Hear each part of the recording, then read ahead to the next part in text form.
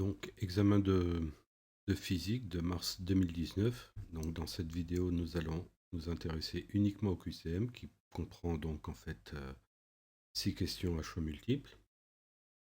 Première question, donc on a un montage sur lequel donc on a une batterie qui alimente donc une résistance d'1 kΩ et là on a un appareil de mesure qui est branché.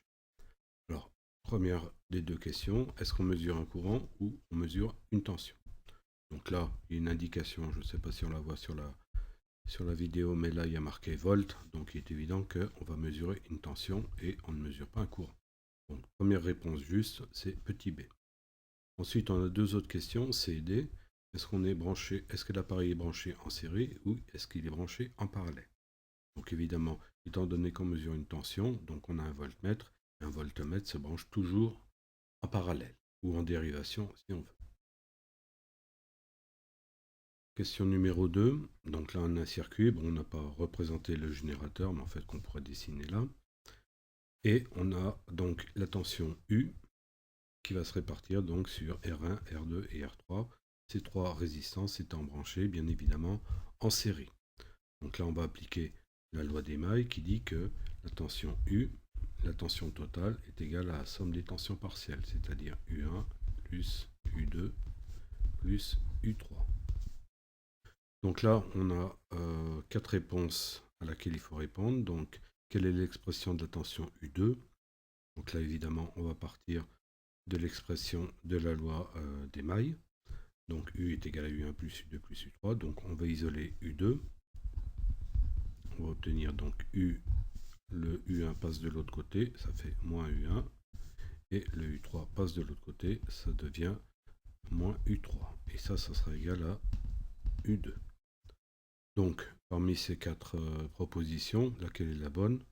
Donc, il est facile de voir que la bonne réponse, c'est petit d, U2 égale U moins U1 moins U3. Les autres réponses, donc A, B et C, étant fausses.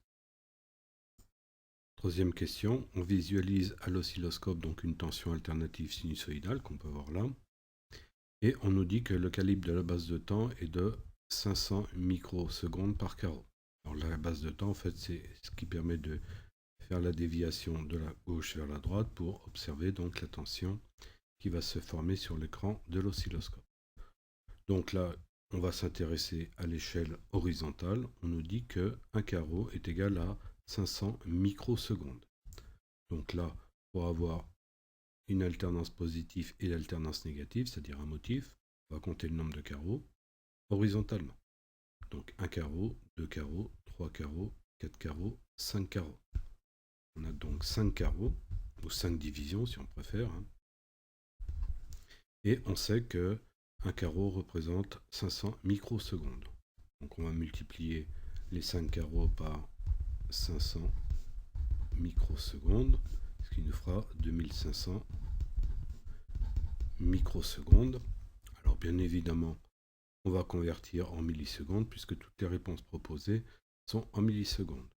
Donc micro, je vous rappelle, c'est 10-6 et milli, c'est 10-3. Donc on va décaler les virgules de 3 rangs vers la gauche, ce qui va nous donner donc 2,5 millisecondes.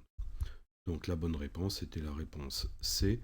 La période est égale à 2,5 millisecondes.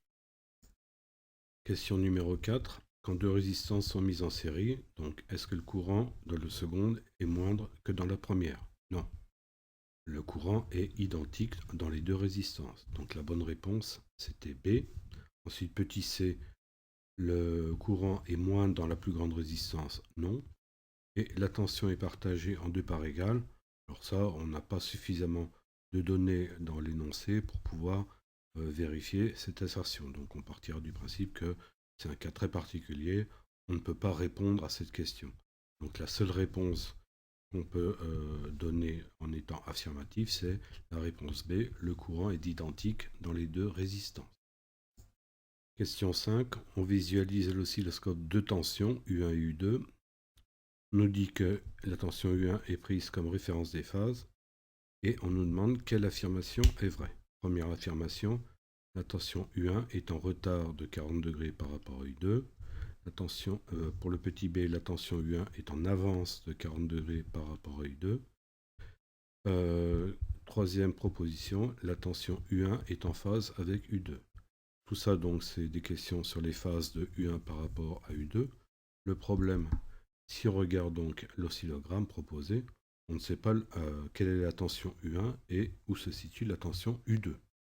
Donc là, on ne peut absolument rien dire en ce qui concerne le déphasage d'une tension par rapport à l'autre. Donc la bonne réponse était, il est impossible de le savoir car on ne sait pas quelle courbe correspond à U1. Effectivement, sur l'oscillogramme, donc, il n'y a rien qui permette d'affirmer que U1 est la première tension ou la tension dont l'amplitude est la plus grande. Donc, réponse juste, c'était la D.